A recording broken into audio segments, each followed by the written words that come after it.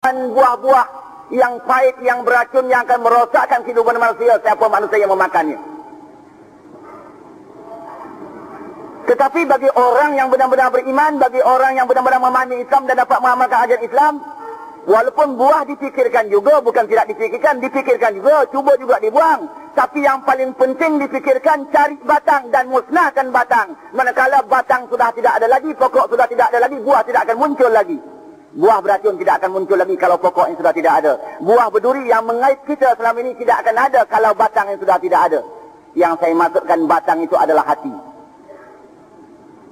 Rasulullah, para sahabat, para tabi'in, umumnya salafus salih zaman dahulu, dia memusnahkan penyakit batin lebih dahulu, penyakit hati. Yang dikatakan sifat-sifat mazmumah. Penyakit-penyakit batin, penyakit-penyakit jahat, penyakit mazmumah dan penyakit yang terkeji. Penyakit-penyakit batin yang terkeji. Penyakit hati yang terkeji. Seperti apa? Di antaranya seperti riya, ujub, hasad, dengki, pemarah, pendendam, bakhil, gila benda, gila pangkat, gila puji, gila ampu dan bermacam-macam gila lagi. Secara apa dimusnahkan sifat-sifat mazmumah ini?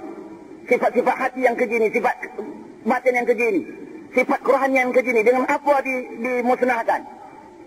Dimusnahkan dengan ditanam rasa keimanan, ditanam akidah yang itu mendalam, hingga timbul hati manusia itu rasa takut dengan Allah, rasa cinta dengan Allah, rasa gerun dengan rasa Allah, rasa cinta dengan syurga Allah.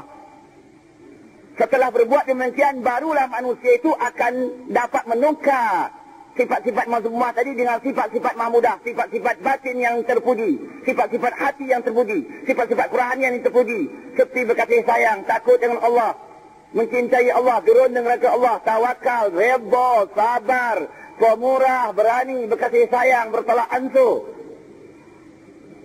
bertolong bantu dan lain-lainnya. Jadi Rasulullah, para sahabat dan para tabi'in zaman dahulu berjaya membuat masyarakat mereka memikirkan hati, yaitu memusnahkan penyakit batin, penyakit jiwa, penyakit mazmumah itu tadi, dengan cara menanam iman. Hingga manusia zaman itu memiliki ruh Islamiah, jiwa Islam, bukan fikiran Islam. Fikiran Islam mudah. Kita belajar ilmu tauhid, takkan 2 kitab ke 3 kitab, 10 kitab. Kita belajar ilmu fiqh, takkan 2 kitab atau 3 kitab.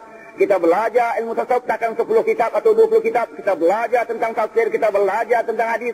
Setengah orang itu hafal Al-Quran, setengah orang itu hafal hadis. Itu baru berfikiran Islam. Itu baru mereka memiliki fikrah Islamiah. Orang yang baru ada pengetahuan Islam, orang hanya baru berfikiran Islam, belum ada lagi takut dengan Allah, belum lagi gentar dengan Allah, belum lagi takut dengan Allah, belum rasa cinta dengan surga Allah. Sebab itu orang pandai, orang cerdik pandai, orang alim sekalipun belum dapat berjaya membuang mazmumah ada, penyakit-penyakit batin. Tetapi mesti diasak sampai peringkat jiwa Islam, ruh Islam. Ditanam iman betul-betul sampai peringkat jiwa. Hati yang merasai, bukan hanya setakat akal merasai. Peringkat awal mestilah akal merasai sebagai nak mutahkan iman kita. Tetapi tak cukup duduk di situ saja. Tetapi mesti kita asakkan sampai peringkat jiwa merasai. Sebab kalau jiwa ini sampai peringkat jiwa, peringkat roh, hingga dapat ditanam iman dan akidah sampai peringkat jiwa dan roh, barulah hati ini terasa takut dengan Allah, gerun dengan neraka Allah, cinta dengan Allah dan cinta dengan syurga Allah. Sebab itu orang mukmin yang sebenar, bagaimana sifatnya Allah menggambarkan dalam Quran. Cuba kita lihat bagaimana Allah menggambarkan sifat orang yang benar-benar mukmin, orang yang benar-benar iman terjunam di dalam hati, bukan hanya setakat berfikiran Islam, tetapi berjiwa Islam. Innamal mu'minuna alladzina idza dzukirallahu wajilat qulubuhum wa idza tuliyat alaihim ayatuhu zadatuhum imana wa ala rabbihim yatawakkalun. Kalimah innama diletakkan itu merupakan huruf kalimah taukid. Sesungguhnya orang mukmin yang sebenar, sesungguhnya orang mukmin yang sejati, yang dapat memiliki jiwa Islam, ruh Islam, bukan hanya fikiran Islam. Sebut nama Allah rasa gementar, sebut nama Allah rasa gerun. Dan manakala dibaca ayat-ayatnya, pertama dia beriman dan terus menyerah bulat kepada Allah tanpa syarat.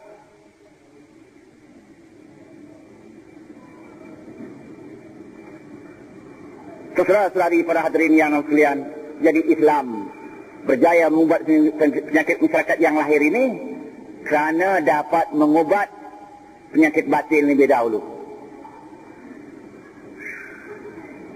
Ini sesuai Rasulullah ada bersabda, inna fil jasadi mudghah idza saluhat saluhal jasadu kulluh wa idza fasadat fasadal jasadu kulluh ala wahyal qalbu. Di dalam diri manusia itu ada seketul daging. Manakala seketul daging itu baik, manakala seketul daging itu baik, baiklah seluruh anggota lahir manusia. Manakala seketul daging itu jahat, jahatlah seluruh anggota lahir manusia. Ketahui olehmu, itulah dia hati. Membaiki hati dengan cara menanamkan iman. Bila iman dah ditanam sampai peringkat hati, barulah hati itu rasa gerun dengan Allah, takut dengan Allah, gerun dengan neraka Allah, cinta dan surga Allah. Akhirnya sikit demi sikit dia akan ungkai sifat-sifat mazmumah. Dia akan buang riya, ujub, hasad, dengki, pemarah, bakhil dan sebagainya itu. Dan sikit demi sikit pula diganti dengan sifat-sifat terpuji. Dengan kasih sayang, dengan sabar, dengan redha, dengan zuhud, dengan tawakal, dengan pemaaf, mudah memberi maaf, dengan tawaduk, merendah diri, berkasih sayang di antara satu lain, pemurah dan sebagainya. Jadi Rasulullah berkata, dalam diri manusia ada seketul daging. Kalau daging itu baik-baik seluruh anggota lahir manusia. Manakala seketul daging itu jahat, jahatlah seluruh anggota lahir manusia. Itulah dia hati. Sesuai dengan apa yang diperkatakan oleh Allah melalui Al-Quran. Dikuatkan oleh Allah melalui Al-Quran. Memanglah Rasulullah itu apa yang dia perkatakan, apa yang dia berbuat. Rasulullah tidak memandai-mandai. Apa yang diperkatakan oleh Rasulullah, apa yang dibuat oleh Rasulullah, Rasulullah tidak memandai-mandai. Apa yang diperkatanya, apa yang dibuatnya adalah telah dapat disetujui daripada Allah Subhanahu wa taala. Wa ma yantiqu 'anil hawa in huwa illa wahyun yuha. Tidaklah Rasulullah itu bercakap mengikut hawa nafsunya, tetapi apa yang telah diwahyukan oleh Allah kepadanya. Sebab itu di dalam ayat Quran kita dapati satu ayat menguatkan hadis Rasulullah tadi, ataupun menguatkan sabda Rasulullah tadi. Satu ayat yang biasa kita dengar, yang biasa kita ucapkan, yang biasa kita syarahkan. Ayat itu berbunyi, Inna Allah la yughayyiru ma biqaumin hatta yughayyiru ma bi anfusihim. Inna Allah la yughayyiru ma biqaumin hatta yughayyiru ma bi anfusihim. Sesungguhnya Allah Subhanahu wa taala tidak akan mengubah nasib sesuatu bangsa itu, melainkan bangsa itu mengubah apa yang ada dalam diri mereka. Allah berkata, ubah apa yang ada dalam diri mereka. Ma bi anfusihim. Al-ba di sini, ba di sini makna fi. Kalau kita belajar ilmu saraf atau belajar ilmu nahu, ba di sini artinya fi, dalam, pada. Ini huruf jar. Saya terjemahkan lagi. Sesungguhnya Allah Subhanahu wa taala tidak akan mengubah nasib sesuatu bangsa, melainkan bangsa itu sendiri mengubah apa yang ada dalam diri mereka. Ubah hati. Mazmumah hati itu ungkai. Ubah dengan mahmudah hati. Tidak akan dapat kita lakukan kalau tidak disemat dalam hati rasa iman yang begitu kuat dan teguh. Iaitu rasa cinta dengan Allah, rasa gerun dengan Allah, rasa cinta dengan surga Allah, dan rasa gerun dengan neraka Allah, dan rasa cinta dengan surga Allah. Tetapi ada setengah orang menterjemahkan di atas sebentar. Inna Allah la yughayyiru ma biqaumin hatta yughayyiru ma bi anfusihim. Tengoklah, Allah berkata, memberitahu kepada kita, sesungguhnya tahu Allah tidak akan mengubah nasib satu bangsa itu, melainkan bangsa itu mengubah nasibnya. Mana boleh diterjemahkan begitu? Ini salah, ini silap. Mesti diterjemahkan, melainkan bangsa itu mesti mengubah apa yang ada dalam diri mereka. Hati yang dimaksudkan. Mana boleh kita terjemahkan, sesungguhnya Allah tidak akan mengubah nasib satu kaum, melainkan kaum itu sendiri mengubah nasib mereka. Mana boleh terjemahkan begitu? Ini silap. Silap terjemah, silap tafsir. Bila silap tafsir, silap paham. Bila silap paham, tergeliat otak orang. Allah berkata, ma bi anfusihim, ubah hati. Bangsa itu nak berubah daripada jahat kepada baik, daripada berpecah kepada berpadu, daripada tidak ada kasih sayang kepada kasih sayang, daripada banyak yang kemungkaran tengah masyarakat kaum itu, hingga nak lahirkan satu masyarakat yang bersih daripada kemungkaran. Mesti ubah hati-hati kaum itu sendiri, ubah hati kaum mereka itu.